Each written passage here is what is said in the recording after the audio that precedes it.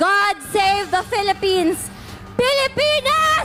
Duterte pa rin! Si Veronica Kitty Duterte, bunsong anak ng dating Pangulong Rodrigo Duterte, ay nagsalita sa publiko at buong tapang na naghayag ng kanyang suporta para kay Congressman Rodante Marcoleta bilang senador sa darating na halalan sa Mayo 12, 2025. Hindi basta-basta ang pahayag na ito.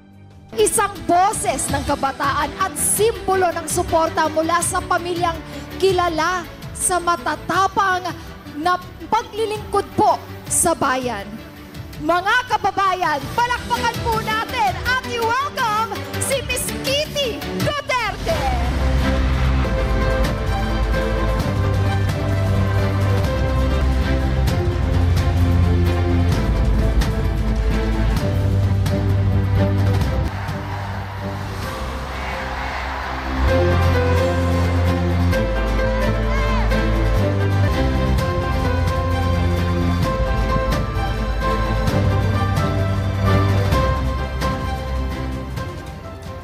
Magandang gabi sa inyong lahat. Ako si Veronica Kitty Duterte, bunsong anak ni Pangulong Rodrigo Roa Duterte.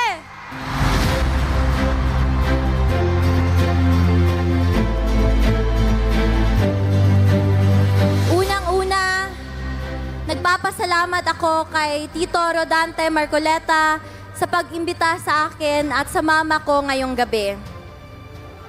Pasensya na po at medyo natagalan kami dahil may klase po ako buong araw kanina. Ang mamahanilat ko rin po pala ay taga rito sa Bulacan. Ako ay isang 21-year-old college student lamang at ayaw ko sanang makisali sa politika. Pero nang dahil sa pagkidnap at pag-abuso nila sa tatay ko, nandito ako ngayon para ipaglaban hindi lamang ang pamilya ko, kundi ang bansang Pilipinas.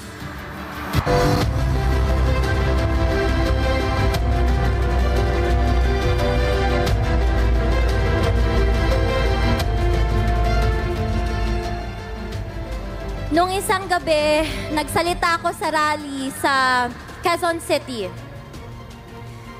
At sa pagtitipon na yon, naramdaman ko ang walang sawang pagmamahal at pagsuporta kay PRRD, sa amin na pamilya niya, at sa Duterte. Ito ang nagbibigay sa akin ng lakas ng loob para ipagpatuloy ang pangako ko kay Dada Rudy na ikampanya ang kanyang mga kandidato habang siya ay nasa The Hague.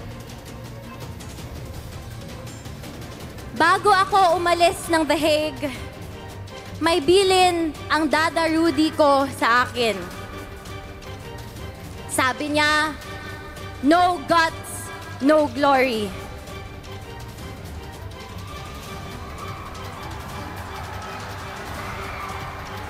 Sa mga kababayan ko, sa kapwa kabataan, bumoto tayo ng tama dahil dito nakasalalay ang kinabukasan nating lahat.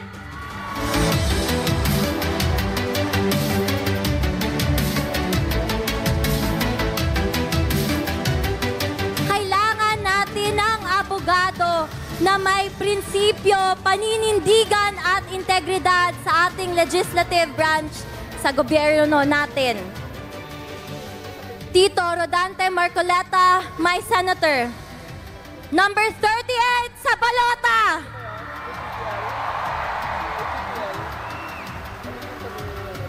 Huwag rin nating kalimutan ang PDP laban senatorial slate o mas kinikilalang Duterte!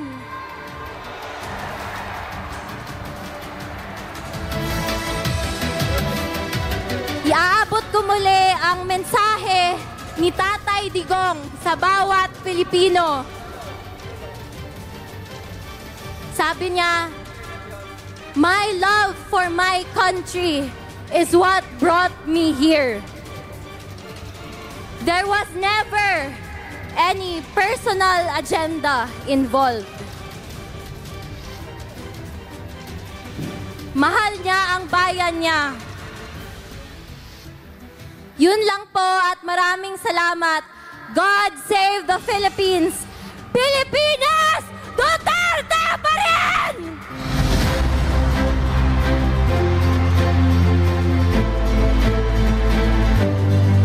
Sa unang pagkakataon, narinig natin ang tinig ni Kitty Duterte sa larangan ng politika. Isang simbolo ng bagong henerasyon ng mga Pilipinong may pakialam, mulat at may paninindigan.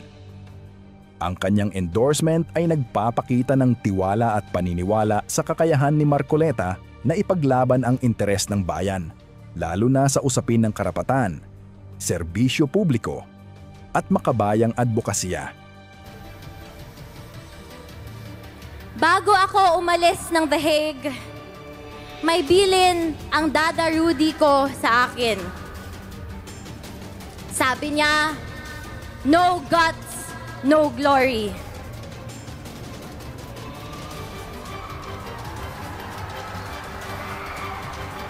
Sa mga kababayan ko, sa kapwa kabataan, bumoto tayo ng tama dahil dito nakasalalay ang kinabukasan nating lahat. Kailangan natin ng abogado na may prinsipyo, paninindigan at integridad sa ating legislative branch sa gobyerno natin. Tito Rodante Marcoleta, my senator. Number 38 sa balota! Ito ay hindi lamang simpleng suporta. Ito'y isang panawagan sa kabataan at sa buong sambayanang Pilipino. Maging mapanuri, maging mulat, at pumili ng lider na may puso, tapang at prinsipyo. Sa Mayo 12, hindi lang tayo boboto, pipili tayo ng kinabukasan. At sa mga tulad ni Kitty Duterte na nagsusulong ng lider na may malasakit, tayo'y ginagabayan patungo sa mas matatag na bukas. Habang papalapit ang eleksyon 2025, muling hinaharap ng sambayanang Pilipino ang isang mahalagang tungkulin. Ang pumili ng mga bagong lider na magsisilbi sa bayan sa panahong puno ng pagbabago at hamon. Ang halalan ay hindi lamang simpleng proseso ng pagboto, kundi isang makapangyarihang paraan upang hubugin ang kinabukasan ng ating bansa. Sa mga balota, nakasalalay ang ating pag-asa, prinsipyo at paninindigan.